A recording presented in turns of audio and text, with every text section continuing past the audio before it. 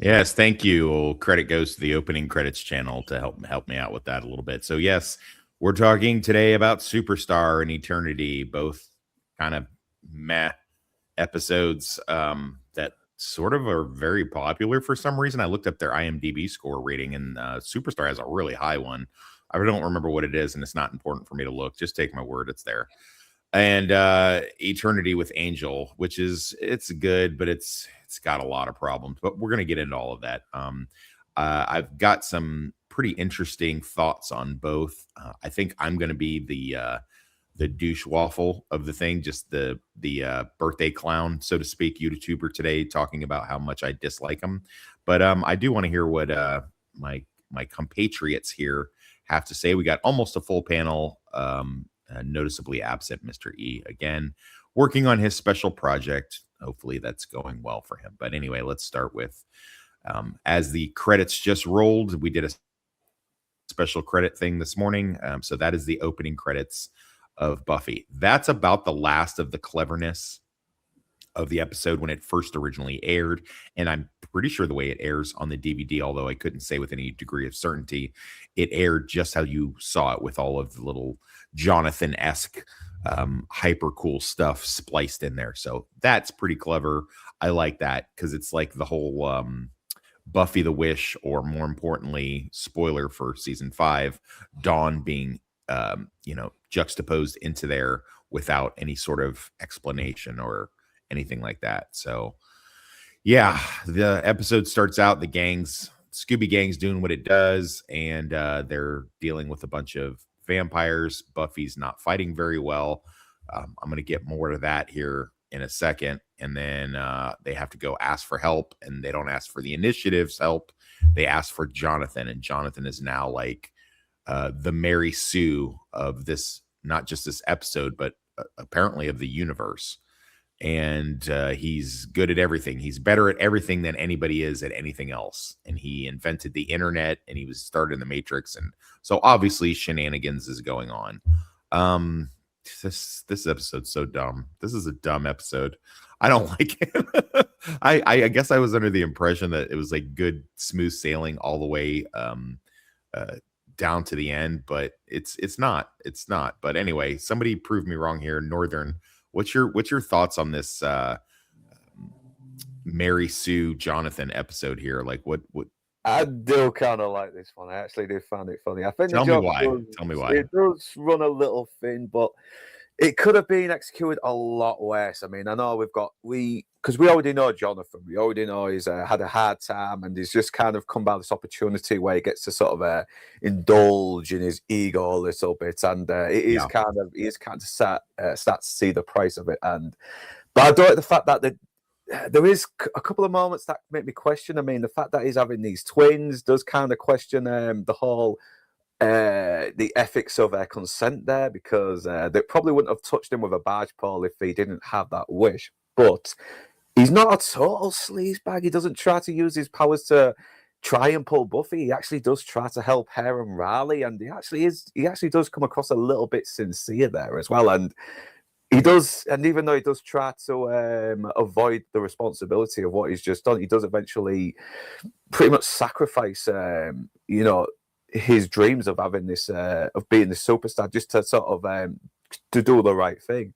But and I don't like the fact that the gangs are I think there is a little problem as well with the gangs being a bit too stupid, because when Buffy starts to figure it out, Riley's the only one that starts to take a side while everyone else is not questioning it. And I'm thinking, at least Willow probably would have come by her side because she's known her longer. And we see them hang out a lot more than she does with Xander. But it did make me laugh that even Anya and Xander are both having a bit of a crush on him, and seeing him blow the saxophone is making them horny to have sex. And even Giles has a little bit of a gay bone for him as well. But I think it's a fun little Candy episode. There's worse Candy episodes out there, and this is a fun one. Okay, Teeny Boy. Yeah, I enjoyed the episode just as sort of like a fun Candy episode. I did enjoy the sense of humor in this episode. In fact, I've already got my my quote picked out if I can remember it. I did actually like. I mean, we will get to it specifically, but I did like Adam's scene. It did tell us a little bit about Adam and sort of like what his power scaling is. You know, how difficult he'll end up being to beat later in the season. Yeah, I agree with that. Yeah, it's like he was the. Are we all right for spoilers like halfway through the episode? Because I don't. Yeah. Spoil away, buddy. Spoil away. It's like he's like actually the first one to figure out, not even just figure out the world's been changed. He didn't even so much figure it out, so much as he just instantly know it, because he's like looking at the looking at the news on the monitor, and he's like, who the hell's this Jonathan character? And then everyone looks at him like, what do you mean you don't know who he is? Have you been living under a rock? And he's like, this is a lie. This isn't how the world is. You've been fooled. Yeah. And then he's like, well, what makes you so special? He's like, I have perfect atomic awareness of like the molecules around me in the universe. So when something is changed, it's like I know about it. It's impossible to fool me.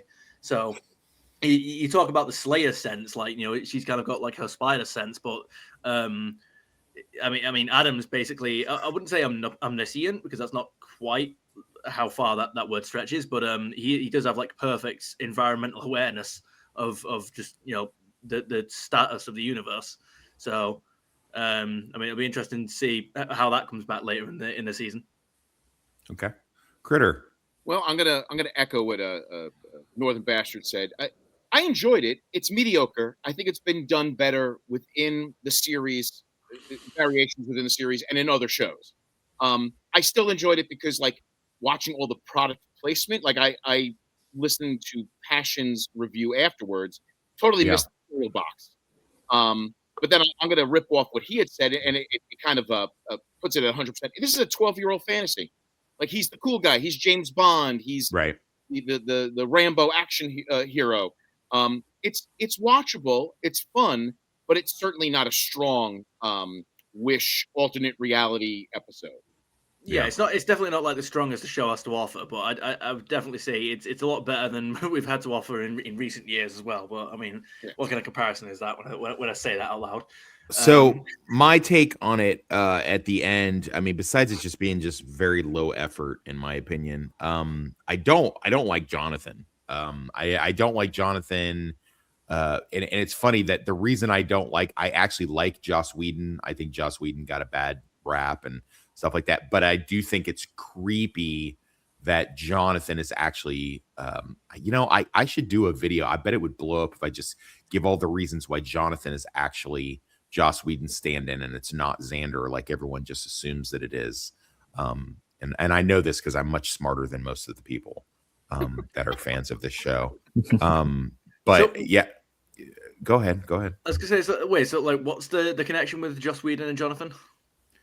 What's the connection with Joss Whedon and Jonathan? Yeah, like, he's nerdier than Xander. That's what you interrupted me for that. I was about to go, and now I've lost my train of thought because you interrupt. Don't know me, and I wouldn't have done it. And if I don't know you, then please stop interrupting me. Jonathan is Joss Whedon's stand-in. When the self-insert. Yeah, he's a self-insert. The writer's self-insert. Everyone just assumes it's Xander, but it's actually Jonathan, because Jonathan gets so much time. And I've seen so many interviews with Joss. He's so self-deprecating and short and ugly and all of these things. And that's Xander, whatever else he is, problems, whatever else problems Xander has, he's not anymore because he's gone to booze and drugs. But back in the day, he's a tall, good-looking, well-built dude. Joss is none of those things. But Joss gets definitely, and this puppet master shit that happens in this episode, dude, that's Joss 101 right there. So if anybody wants to like apply a character to Joss Whedon, it's fucking Jonathan for sure, 100% for sure. But I digress. There are things that I do like about this episode, but I like them for a reason that, I mean, some of the obvious ones, like the opening title credit thing happening out of nowhere. That's clever. The problem is this. So when these aired back in the day, this was one of the episodes, well, both of them, Superstar and Eternity, aired together. And I missed both of them. It was one of those nights where I was like at work really late or got called into work or whatever reason I missed my shows. Tuesday night, I was supposed to be off. I specifically asked, this is how much of a dork I was. I asked for Tuesday night off from the bar I worked at because I wanted to watch Buffy and Angel. And unfortunately, then, like now, I put work above everything else. And if you called me in, I would probably go. So I didn't see them. My girlfriend did. And she told me about them later. And then when they repeated, I missed it again because I was in the army by that time and didn't get to see the repeat, unfortunately. So I wound up not seeing these until like I bought the DVD packs, and by then it had already been spoiled for me, and I was like waiting for it. And I was like, oh, this is dumb. But I do like the opening credit thing. I thought that was pretty clever. But yeah, I just don't like that character. I don't like how he's portrayed by the actor. So when he's the centerpiece of the entire thing here, and plus, yeah, I think Northern touched on it. Dude, he was banging those two twins without their consent. They're under a spell. That's really problematic and creepy. And I'm not someone who's just like, let me do problematic and creepy and things like, but I mean, at the same time, it's not cool because he basically raped those two girls. So I definitely there's no consent there because they're under a spell, like just correct. Like that Wonder Woman. Well, it's like because it's like when Xander had all the girls in love with him. Number one, he didn't know the spell was going to do that. The spell had unintended consequences. He didn't go, I want all the women in Sunnydale to love me. That is not what he wanted at all. That was actually the opposite. He wanted this one girl to love him. That's what he wanted.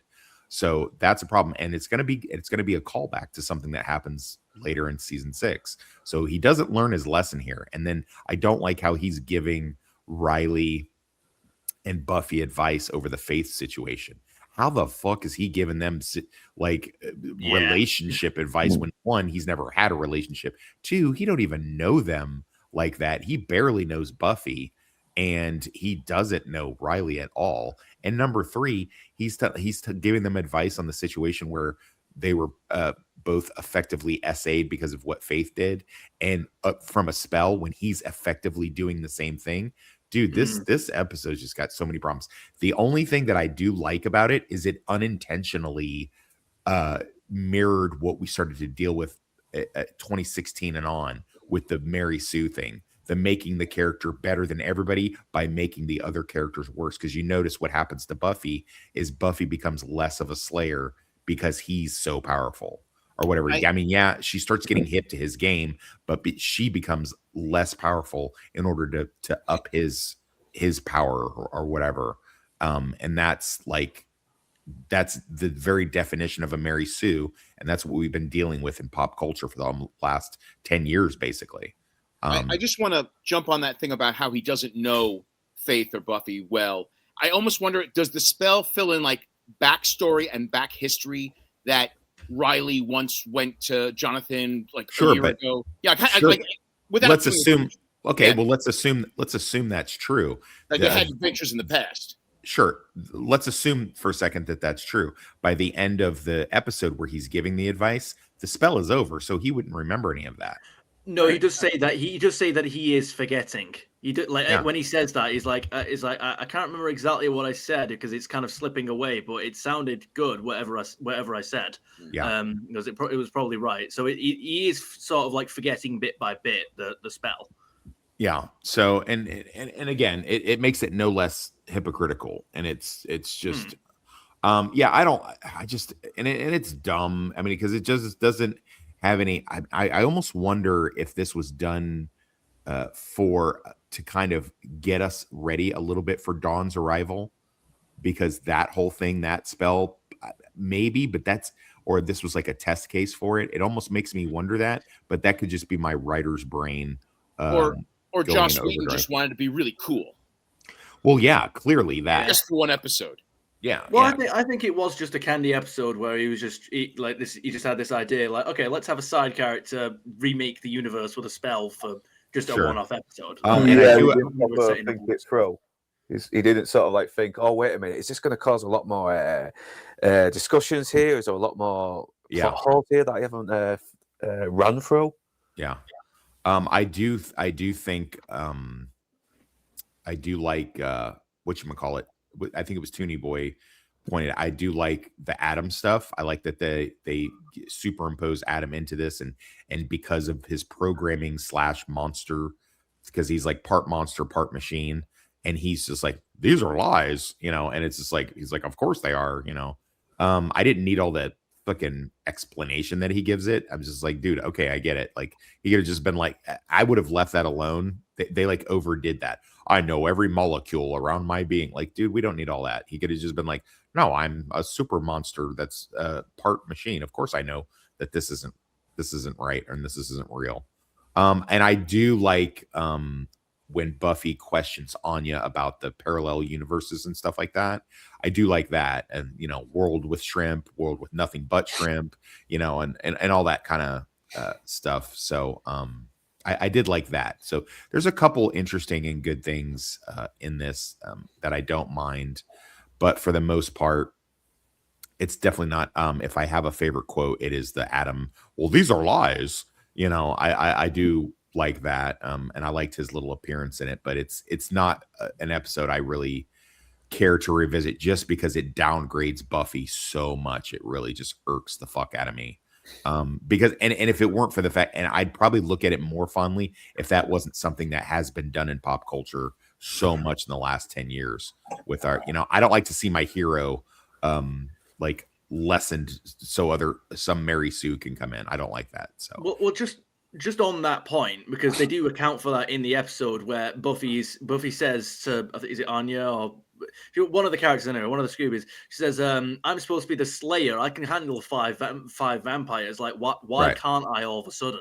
And that's why is it that Jonathan is, this is when she's like actually catching on to something's not right with Jonathan, because how is it that a normal human is so much better at killing vampires than the actual Slayer? It's not, and that's what the spell did. It made but him Toonie Boy, that's I've explained this before. I mean, I'm sure you have a point. I'm sure it makes sense, but that's called lamp shading. That's the writer's trope where you lampshade something, so it's where you're pointing out the fallacy of it or the logical inconsistency, but you're still doing it anyway. So it's just No, because my point is that Jonathan's spell. Sorry, the point is that Jonathan's spell is what sort of reversed the roles. Not that they're just pointing out the flaw and just running with it. But that I get that. Yeah, no, I get that the spell is doing it. It's just the fact that it didn't make Spike any less Spike. So why does it make Buffy less? That's Buffy? Right. He came across like he was just regular from the other episodes. Right. It didn't even make Giles any less I mean, yeah, it made Tara and Willow horny for a dude, and it made Xander but Xander and Anya kind of act that way anyway. You know what I mean? Like they do weirdo shit like that anyway. It just happens to be that he's the thing that they're affectionate upon. But it didn't make Giles any less Giles. He just happened to beat him in chess that one time or whatever. But it only lessens Buffy, and I need that just didn't make it. He didn't make any of the initiative less initiative. So I mean, it's just again, it's lampshading, and I just as you say that, it's just reflecting on the episode. You're right. She is clearly the most deteriorated of everyone throughout the episode. It's very clear that she has lost and doesn't have the same skills, while the rest are still within reason their characters. Well, that's just lazy writing.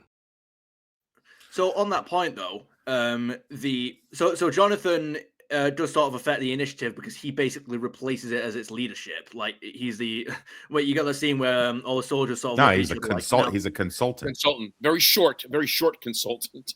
Yeah, but that's all the initiative soldiers look at each other and they go, it's a good thing we're bringing out the big guns now as soon as Jonathan walks in. It's like he's supposed to, it's like, yeah, he's the consultant, but he's contrived the event so that now he is the center of attention. He is the one with all the information, the intelligence, all that. And with him beating Giles at chess, they played it off like it was a regular occurrence that he beats Giles at chess. Like Giles just can't seem to beat him. Right, but I mean, you can't have it both ways. You're just not getting around that. Like Spike didn't change, and like if he was the better at the initiative, then he would have been like the doctor.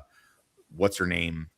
He would have put the chip into Spike's brain or whatever. But it wasn't that. It was still the initiative. Like all of that. Like he only really downplays Buffy. So basically, this unintentionally mirrored real life, where you bring in this other interloper to like lessen, weaken, weak sauce our basically what do they call him, Jake Skywalker in the the fucking the Last Jedi. They basically Luke Skywalkered for the sequel trilogy are Buffy, and I don't like that. There's no reason to do that. He could have been on par with Buffy or whatever, and they could have had some other thing that, but it's just very lazy. It's just not very good. There's nothing that's going to be able to convince me that this is very good. But anyway, that's my take. And I'm not going to keep, we're almost at the 30-minute mark and I'm done nothing but cry and fucking bleed my vagina all over this fucking thing. No, you've just watched something for like the 1000th time and noticed a lot more things wrong than you did before. That's it. I know. Yeah. I may wind up doing a whole video, like an anatomy of the scene or something like that, and just talk about this episode quickly, how it not only is a shit episode, but it's so popular in the fandom, but how it also mirrors real life and how it reveals that Jonathan is actually Whedon's stand-in and not. By the way, none of you fuckers better fucking steal my idea and do that fucking video on your own channels. I'm uploading it now. I will sue the shit out of you, you bastards. Northern, go ahead, buddy. Go ahead. Favorite quote. It's the one with Willow. Let me get the notes up. I do apologize. I don't care if it's an orgy of death. There's still such a thing as a napkin. Oh, yeah, that's true. That is good. Yeah, you're right. That's good. Okay. Final thoughts on the episode, or? Yeah, there's a lot wrong with it, but I think it was a good idea that they just wanted to run with, to make things a bit more creative, sort of take a break from the over arc. Did you want us to come back to your thoughts when you're done? Are we interrupting I think we're interrupting his breakfast. Yeah. Do you want us to come back when you're done shoveling food in your fat fucking mouth? sounds like he's eating wine. I'll give it quick. All right. I think it's an all right episode. It's a good little change of pace, but yeah, it does have a lot more holes, especially since you pointed it out. And yeah, that's my final thoughts. There. Don't want to take up too much time. There you go. Okay. Hey, get back to your fucking bangers and mash or whatever the fuck.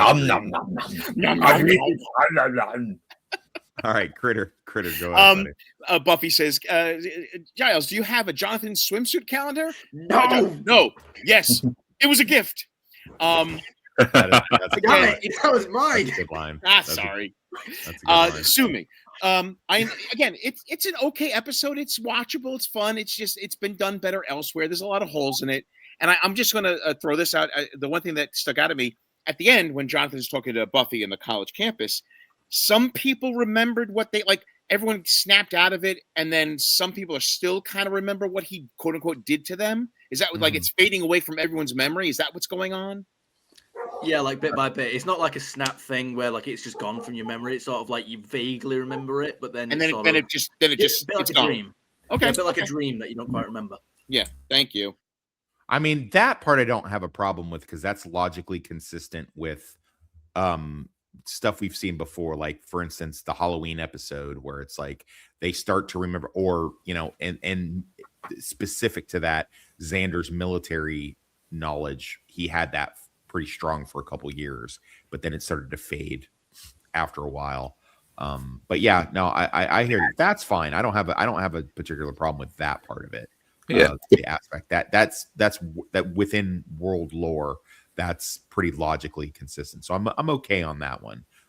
Toonie Boy, Toxic, go ahead. Toxic. It's Yes, okay. yes. You can still be grumpy. You can still be grumpy. It's okay. I am, and I'm going to stay grumpy. All right. Okay. I am going to stay. I'm on my rag, guys. I'm on my rag. Toonie Boy, go for it, buddy. I need to think of a different quote. God damn you, Critter. I didn't think anyone was going to pick that one. All right. It is you got to admit it is pretty funny. It is a good quote, but yeah, no, it is. I just didn't. I thought that I thought everyone would have picked different ones. Anyway, so okay, I'll try and keep the thoughts brief. I did enjoy the episode. I won't hamper on that too long though. I do wonder what the implications are of because they gave the spell a name, right? The spell that Jonathan used, they had like a name for it. I can't remember what it was, but you don't need a vengeance demon in order to do that spell. So then you wonder how many people know about that spell, and then how many people can just completely reinvent the world like that. That's whenever a good they point. want. Yeah, that's a good point. That's whereas definitely a good point. When you've got people like Anya around, you've got mostly neutral or personal vendetta vengeance demons. You know, like they're not gonna. They technically can completely reinvent the world, but the only thing that they actually do is just sort of like, I don't know, make a man's dick 1 inch or something like that. You know, like they're vengeance demons. They don't. Are you trying to tell us? I'm sorry to interrupt. Are you trying to tell us that you're the victim of a vengeance demon? That is. Well, I was kind of. Was that your subtle? Was that your subtle way of coming out to us of being a micro penis? When the spell was cast, did it become an innie or an outie? Yeah. Like, was it really big? Was it really big before and now it's tiny? Or did it happen while you were in mid thrust? Because that's even worse. It was worse. I'm not gonna lie. Did that same penis shrinking spell turn you into what it is that we look at now on the camera, or was it? Jesus, you're not looking at anything on camera. I don't know what camera you're looking through. I'm looking at you on camera right now. Or did you think you weren't on camera? Are you calling me a dickhead? Is that what you're calling me? No, no. That's clever. That's clever. I was actually just your general appearance. So. Exactly.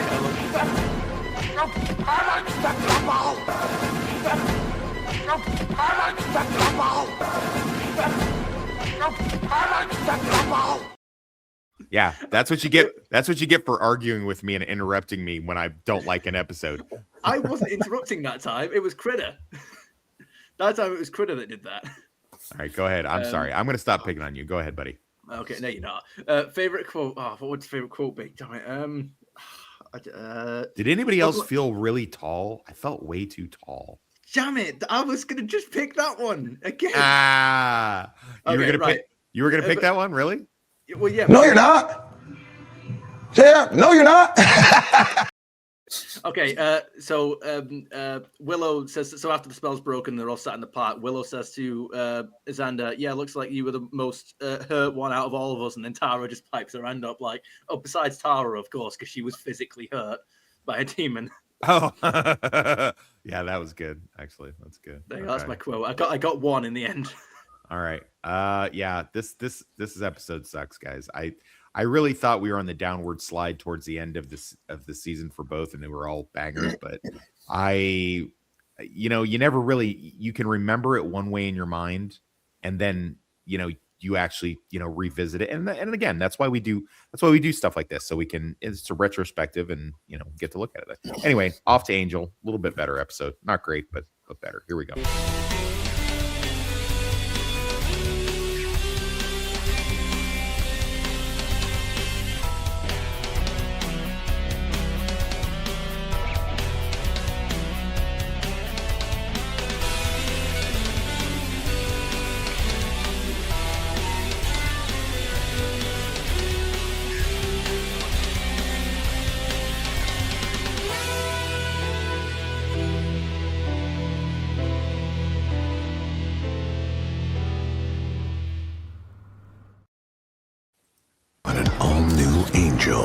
He was hired to protect her. You're really not afraid. But her desire for immortality... You won't have to be lonely ever again. ...will awaken the demon within him. Angel? Oh my God. An all-new Angel.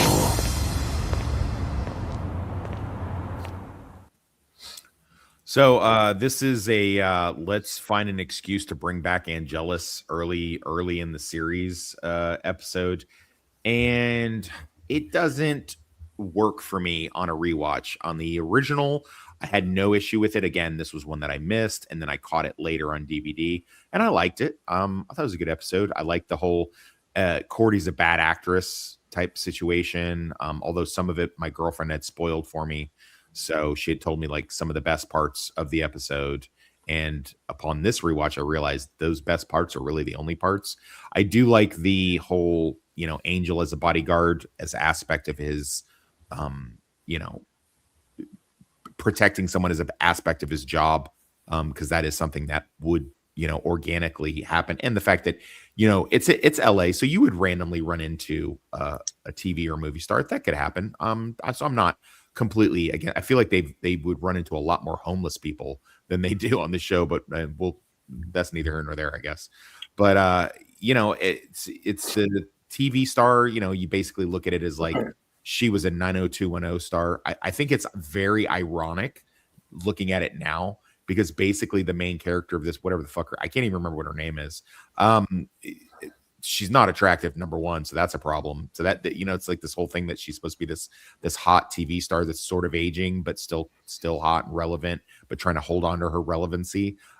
They should have had a hotter actress for that. I think it's very ironic that Cordelia looks up to her, but Charisma Carpenter actually becomes this exact thing. I did like they bring the manager, the talent manager, or whatever you call him. They bring him back from the pilot. Oliver. Yeah, I like that they brought him back. So that's cool. So there is a lot to like in this episode. It's definitely not on par of Matt as the abomination of Superstar from the Buffy episode that comes in before it. But it's not great. Especially, I mean, I guess because I'm looking at Angel as a series as a whole. Very, very few meh, and I don't think any bad episodes of Angel. And I'm going to say I might be wrong, and if I prove myself wrong, I'll eat my own words. But for the rest of the series, all the way to the series finale in season 5 from 2004, I don't think there are any bad episodes moving forward. I mean, I know that's a bold statement, but I just can't think of any. Again, the rewatch will bear out whether that's true or not. But anyway, I do like the beginning where it's like the cold open and they're watching Cordy on stage and she's just sucking so bad. And Angel and Wes are just like, we're surrounded. How do we get out of here? We're gonna try to get out of the exit. Maybe we should yell fire. So I like that. And that they love her so much that they're trying so hard to be nice to her and kind to her. And then I like, of course, that the evil, Angel is actually, gives up the information and tells the truth because evil people generally do, if not for any other reason than to weaponize it. But yeah, the mechanics of the spell that the actress would just give him number one, the fact that she would give him ecstasy. Jesus, these are 2 really problematic episodes in a row of people doing really fucked up shit. I mean, I know it was she roofied it. She roofied him. So it's just like, whoa. At least this episode acknowledges how fucked that is, whereas with Jonathan one in the previous one, it's but she doesn't. Is bad, but not that bit. Yeah, but she doesn't really pay a price for it, does she? Except for getting the shit scared out of her. But don't they make a comment that she didn't even pay her fucking bill?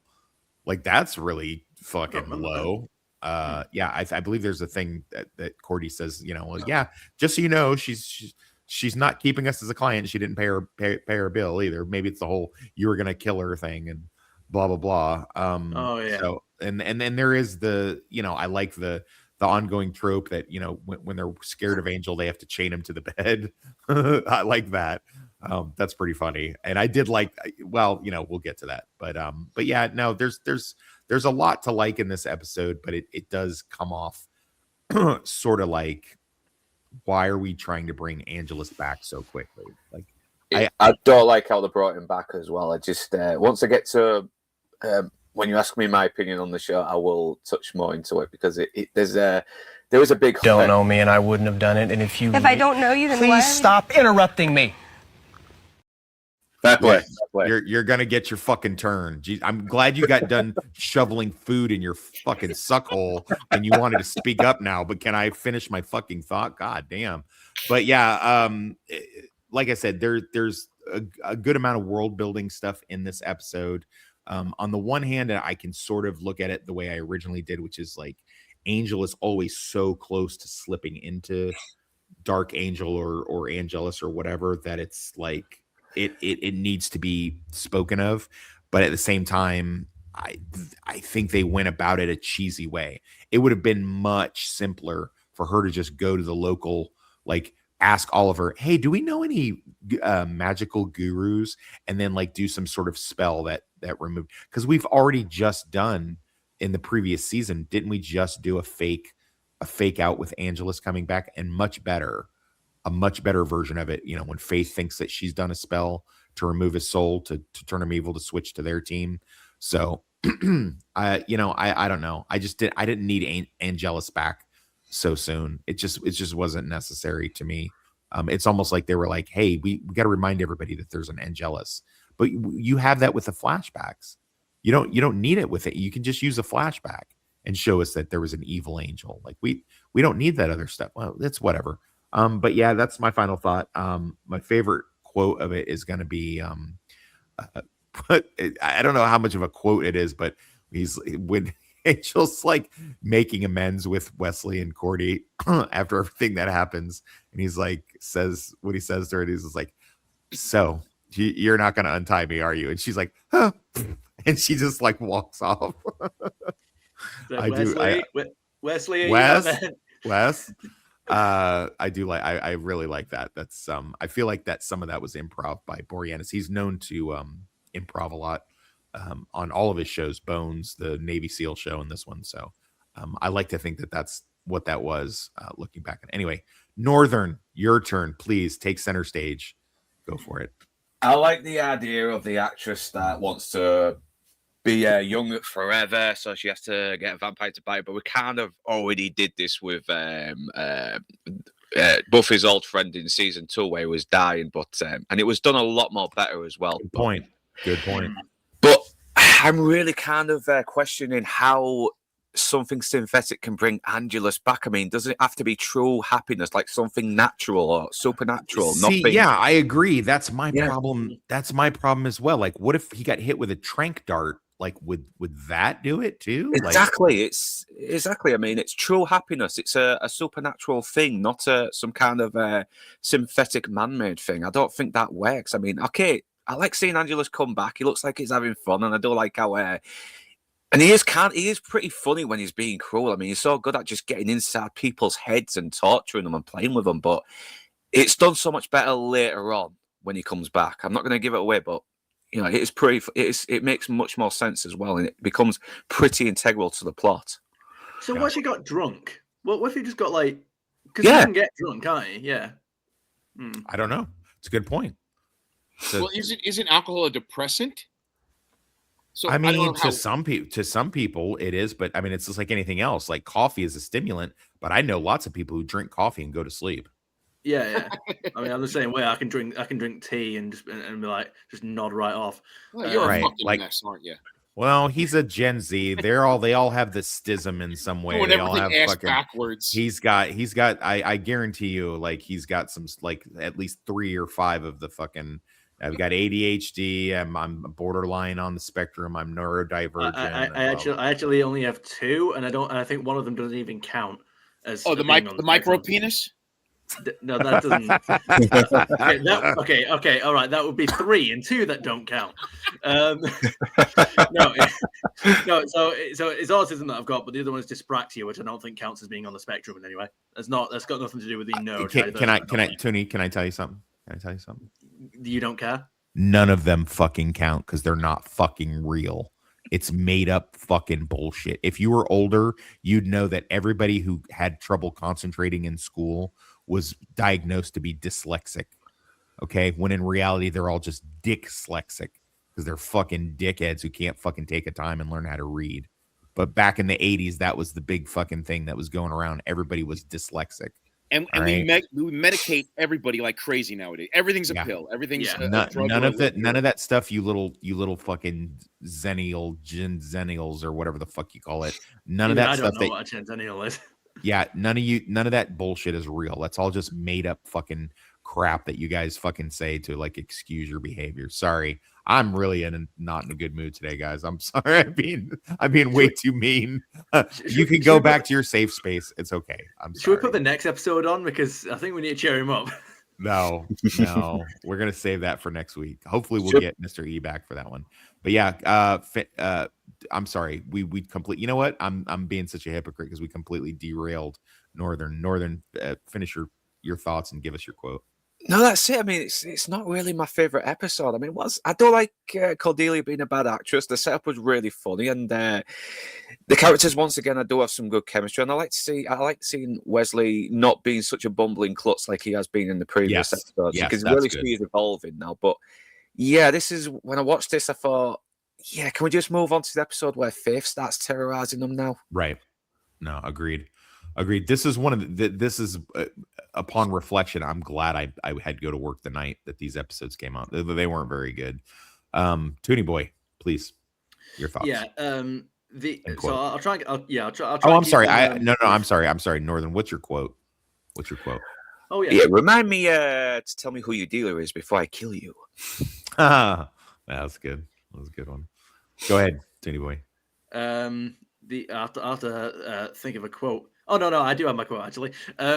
So no, it won't be from that scene.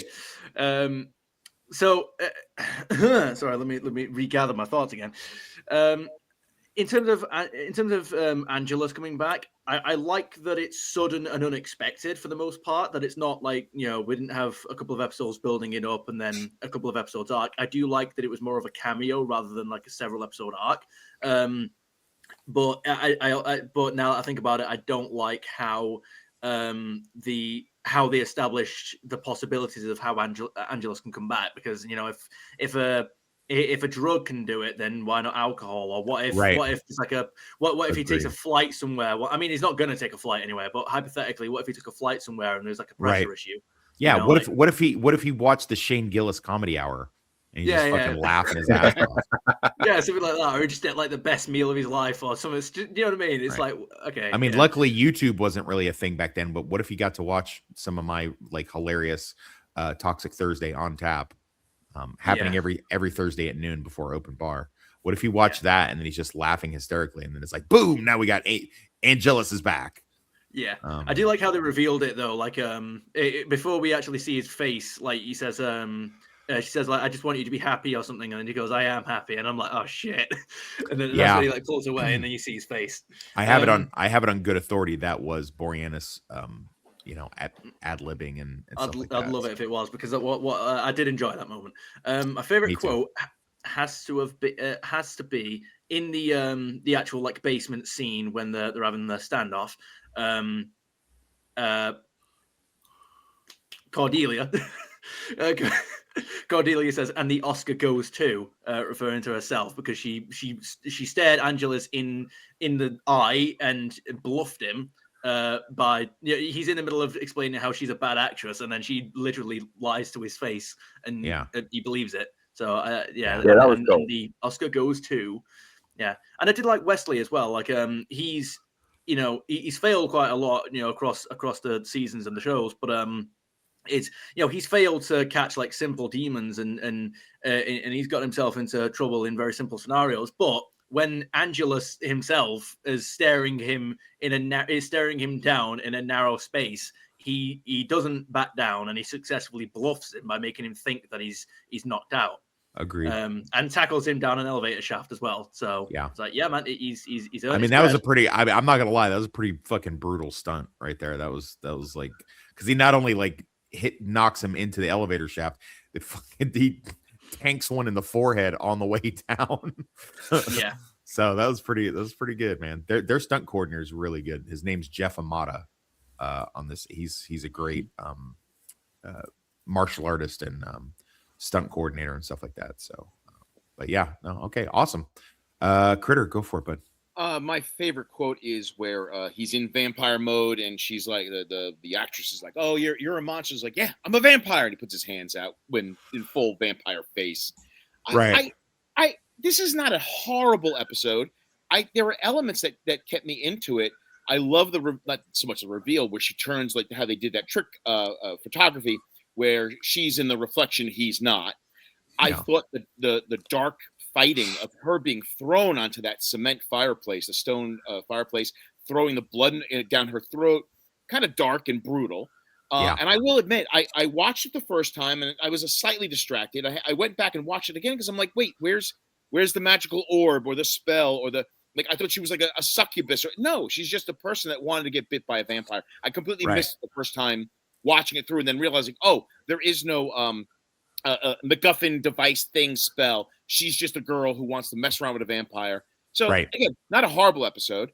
But I like the darkness and the violence kept me entertained. But again, there's most likely, as you guys have pointed out, stronger episodes that deal with similar stuff.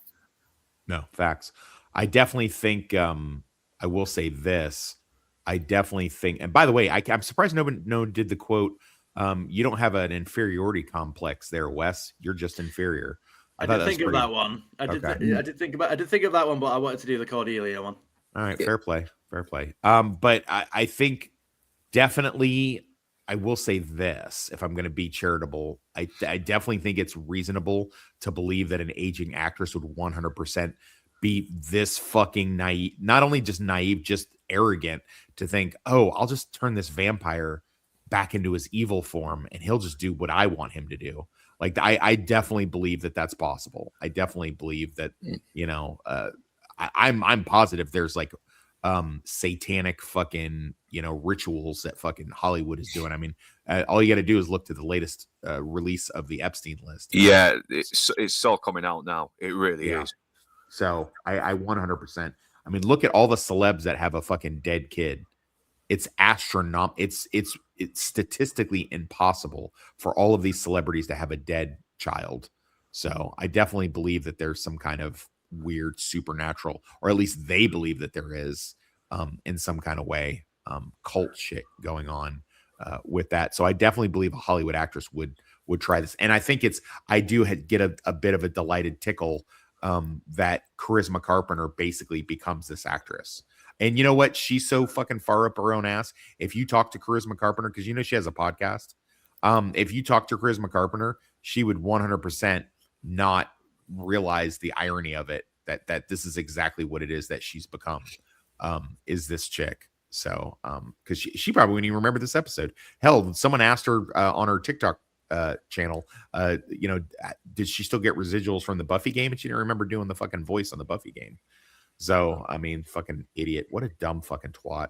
Ugh, God, I hate her. Fucking lying on fucking Joss like that, you stupid bitch. Got to bail during the end credits. Okay, well, we're done, really. Anyway, I mean, what does your wife need you to do? Fucking roll your wheelchair over there and fucking watch her make bread pudding? What is it you're doing to help out around the house over there? Just give moral support? I will let this slide because you're very cranky. But I'm just curious. Yeah, no, it's just household stuff. Like I'm wheeling around. I can put stuff away. I got to fix a doorknob. I can still do things. I got skills. I'm smart. Not like everybody says. I mean, if you were a horse, you'd be dead by now. So I mean, I'm just saying. I was gonna stay through the credits, but I think I'm gonna go and. No.